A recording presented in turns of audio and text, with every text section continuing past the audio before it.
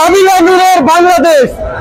সাবিনা নূর এমন একজন অভিনেত্রী, আগামী 100 বছরেও সাবিনা নূরের মতো নায়িকা বাংলাদেশে আসবে না। ঠিক কিনা বলেন?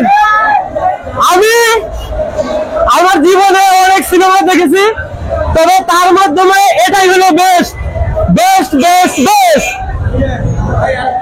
আমার জন্মের পর থেকে আমি আজ পর্যন্ত আমার জন্মের পর থেকে আমি কোনোদিন কান্না করি নাই।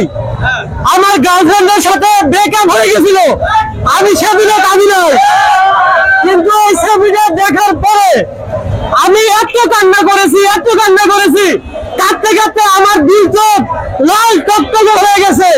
আমি বিশ্বাসই করতে পারতেছি না যে এটা আমাদের বাংলাদেশের সিনেমা। ঠিক কিনা বলেন? তো এই সিনেমা কান্না করছেন কেন একটু বলতে চাচ্ছি? কারণ আমাদের সিনেমার এত উন্নতি হয়েছে, এটা আমি বিশ্বাস করতে পারতেছি না, এই কারণে আমি কান্না করেছি। আপনার প্রেমিকা কেন চলে গেল? আমার প্রেমিকা চলে গেল ওই বিষয়ে এখানে বলবেন না, এখানে বলবেন সিনেমা বিষয়, তার আমি উত্তর দিব। আপনি বলেন যে প্রেমিকা চলে গেছে এই জন্য তো ইমোশনাল কান্না করছেন, সেই জন্য জানতে চাচ্ছি কেন চলে গেল? আমি সিনেমা দেখে আবেগে আপ্লুত হয়ে কান্না করেছি, এখানে আমার প্রেমিকার সাথে কোনো সম্পর্ক নাই। এই সিনেমাটা দেখলে বুঝতে পারবেন যে বাংলাদেশের সিনেমা কত উন্নত হয়েছে। নতুন হিসেবে সাবিনা নূর কেমন ছিল? সাবিনা নূরের বাংলাদেশ ইদিকা পালের দিন শেষ।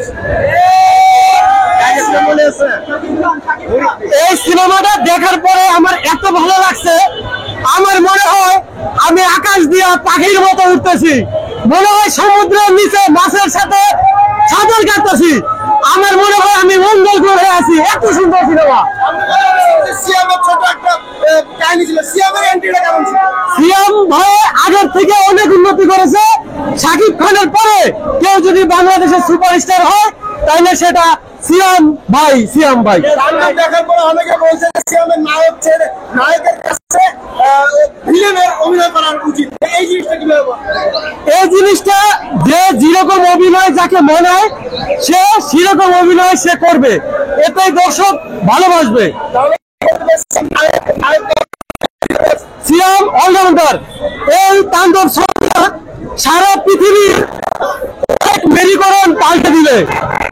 এটা এমন একটা ছবি যেটা বাংলাদেশকে অনেক উচ্চতায় নিয়ে যাবে এবং বিশ্বে এক নতুন সুপার পাওয়ারের আগমন ঘটবে এবং সেই সুপার পাওয়ার হবে বাংলাদেশ এই চলচ্চিত্রের মাধ্যমে, ইনশাআল্লাহ।